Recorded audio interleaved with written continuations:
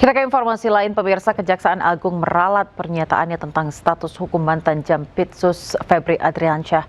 Dalam pernyataan terbarunya, Kapus Penkum Kejagung Anang Supriyatna mengatakan status hukum Febri masih tetap tersangka terkait kasus dugaan korupsi batubara Asabri dan Krakatau Steel.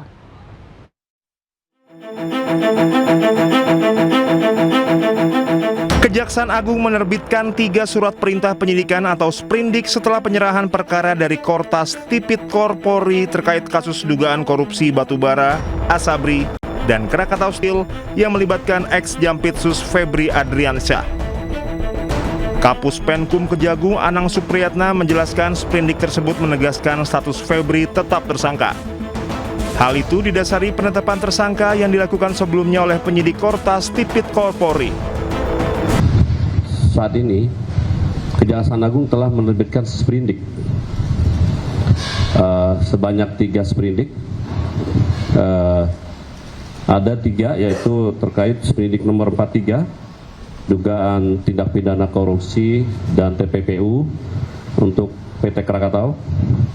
Yang kedua, sprindik nomor 44, dugaan tindak pidana korupsi untuk perkara PLTU PLN yang bailout. Ketiga, sprindik 45 terkait dengan Asabri, sebagaimana laporan analisa yang kita terima dari penyidik Polri. Jadi sudah dibentuk, dan semenjak diterbitkan sprindik, maka segala kegiatan dan tindakan-tindakan yang bersifat pro justisia sudah beralih kepada penyidik kejaksaan.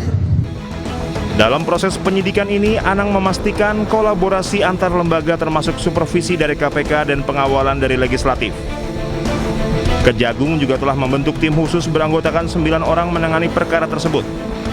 Sebagian besar dari 9 orang tersebut pernah bertugas di KPK. Tim Liputan Anyus melaporkan.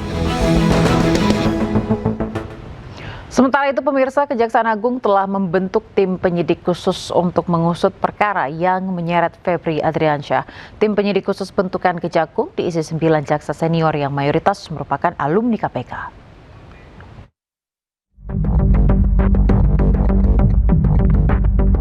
Kejaksaan Agung telah membentuk tim penyidik khusus yang diisi 9 jaksa senior yang mayoritas merupakan alumni KPK untuk mengusut perkara yang menyeret ex-Jampitsus Febri Adriansyah. Pembentukan tim 9 ini ada dalam sprindik baru yang sifatnya khusus yang telah dikeluarkan Kejaksaan Agung. Deretan jaksa yang tergabung dalam tim 9 sengaja dipilih berdasarkan pengalaman dalam menangani kasus korupsi. Dalam sprindik baru, kami terbitkan makanya sprindik yang sifatnya khusus, kita bentuk tim khusus. Ini terdiri dari 9 orang. Yang jelas, sebagian besar penyidik-penyidik ini yang berasal mantan alumni KPK. Jaksa-jaksa yang pernah bertugas di KPK. KPK menyambut baik pembentukan tim khusus untuk menangani perkara dugaan korupsi dan tindak pidana pencucian uang atau TPPU yang menjerat ex-Jampitsus Febri Adriansyah. KPK meyakini para alumni itu memiliki track record yang baik selama bertugas di KPK, hingga mereka pasti mampu menuntaskan perkara tersebut. Melihat ini progres yang positif karena Kejagung kemudian dengan segera membentuk tim khusus ya, yang kemudian beranggotakan diantaranya adalah mantan-mantan dari insan KPK ya, khususnya di Jaksa Penuntut Umum. Artinya kami melihat memang kompetensi, pengalaman ketika mereka bertugas di KPK dibutuhkan untuk bisa membantu dalam proses penyidikan perkara tersebut. Usai dilimpahkan dari kepolisian, Kejagung telah mengeluarkan 3 sprindik baru dalam mengusut kasus Febri. Kejagung menegaskan tim 9 ini nantinya yang akan bertugas mengusut lebih jauh perkara korupsi yang melibatkan mantan Jampitsus tersebut. Tim Liputan iNews melaporkan. Presiden Prabowo Subianto minta evaluasi menyeluruh program makan bergizi gratis. Informasinya sesaat lagi, tetaplah bersama kami.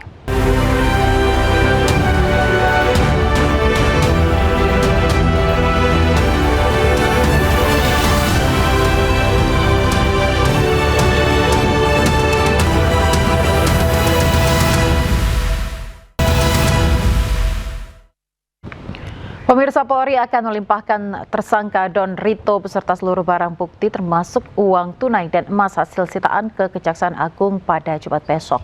Pelimpahan tersebut merupakan bagian dari penanganan kasus dugaan tindak pidana pencucian uang yang berkaitan dengan perkara PT Asabri X Jampitsus.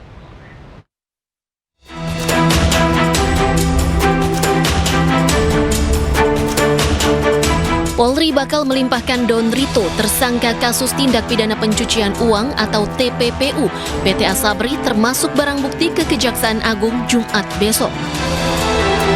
Barang bukti tersebut merupakan temuan penyidik Polri di 12 lokasi, satu diantaranya rumah ex Jampitsus Febri Adriansyah. Diketahui 3 kasus dugaan korupsi tersebut terkait batubara, Asabri, dan Krakatau Steel. 3 kasus itu sebelumnya ditangani Kortas Tipikor Polri dan Ditreskrimsus Polda Metro Jaya, kemudian dilimpahkan ke Kejagung. Di Reskrimsus Polda Metro Jaya, Kombes Victor Dean Makbon menyatakan perkara Don Rito dilimpahkan beserta sejumlah barang bukti. Adapun barang bukti yang disita kepolisian mulai dari uang hingga emas.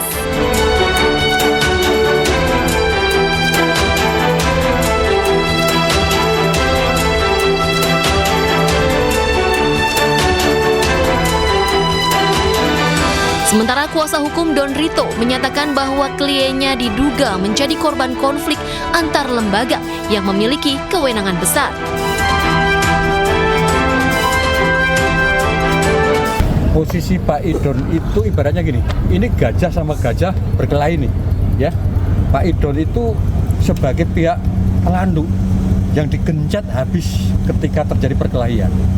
Gambarannya begitu. Jadi posisi Pak Idon sebagai pihak yang diinjek karena terjadi perkelahian antar 2 lembaga negara yang punya power dan punya kemampuan di dalam memproses semua persoalan hukum di Republik ini. Pertama terkait dengan penanganan perkara Asabri, klaster Pak Tangiang. Terkait perkara itu Pak Idon pasif. Dia tidak kenal Pak Tangiang dan tidak ada interaksi baik secara personal ataupun secara finansial. Terus kedua terkait dengan masalah suplai batu bara di PLN. Sepanjang proses pemeriksaan Pak Idon menyampaikan urusan itu dia juga nggak ngerti dan nggak pernah berinteraksi dengan pihak-pihak yang diperiksa oleh Bareskrim, oleh Kortas maupun Polda sebagai pihak yang menyuplai batubara ke PLN.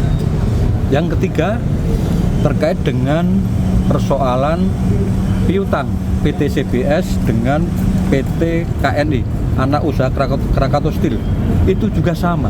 Pak Idon tidak ada hubungan apa-apa dengan urusan itu. Ngerti aja tidak? Nah, kalau semua perkara itu dihubungkan dengan uang yang ditemukan oleh rekan-rekan penyidik dari Kortas dan Polda, apakah uang itu berhubungan dengan perkara itu? Kami jawab tidak ada hubungan. Sebelumnya, Kejaksaan Agung menerbitkan 3 surat perintah penyidikan atau sprindik baru terkait kasus korupsi yang menyeret ex Jampitsus. Kendati telah menerbitkan sprindik baru, Kejagung memastikan bahwa pihaknya akan tetap melibatkan kepolisian dalam pengusutan perkara yang menjerat ex Jampitsus. Tim Liputan iNews melaporkan. Pemirsa, Kejaksaan Agung menerbitkan surat edaran yang perintahkan menghentikan pengumpulan dana dan keterangan terkait pelaksanaan program MBG. Meski demikian, Kapus Penkum menyatakan bahwa penghentian pengumpulan data bukan berarti hasilnya tidak diproses.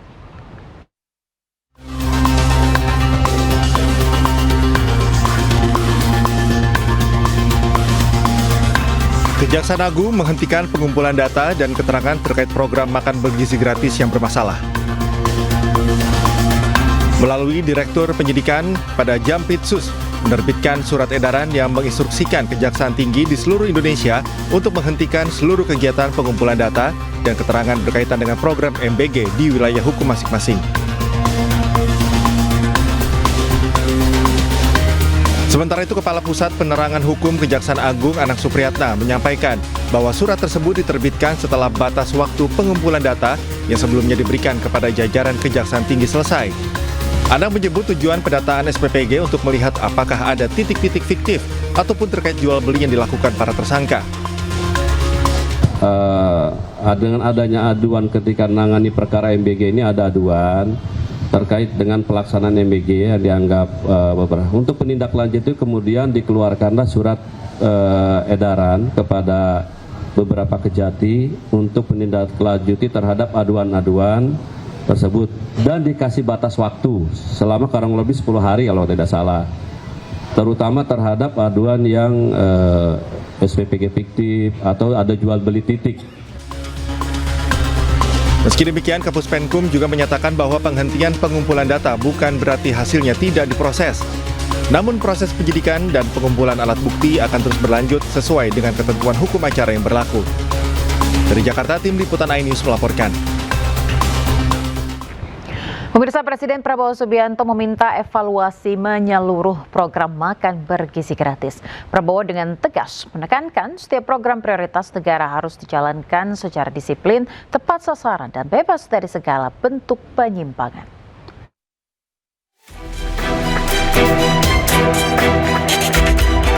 Presiden Prabowo Subianto memimpin rapat terbatas bersama jajaran Kabinet Merah Putih, pimpinan lembaga negara, Panglima TNI, serta para Direktur Utama BUMN strategis di Istana Merdeka.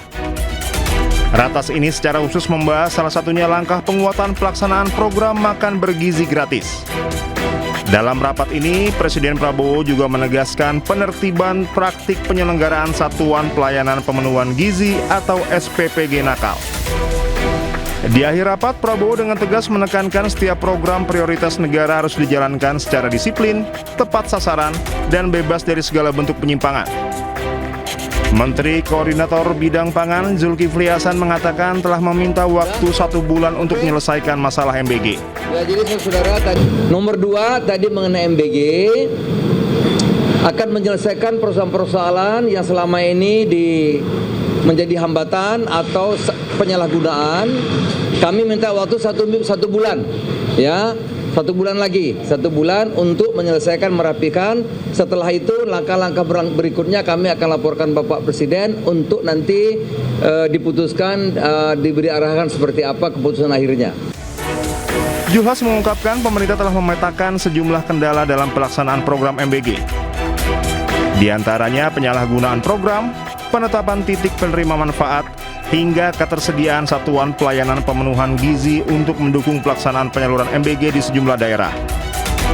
Pembenahan tersebut merupakan bagian dari komitmen pemerintah memperkuat tata kelola program MBG sehingga pelaksanaannya semakin efektif, transparan, dan mampu menjangkau seluruh penerima manfaat sesuai tujuan program. Tim Liputan iNews melaporkan.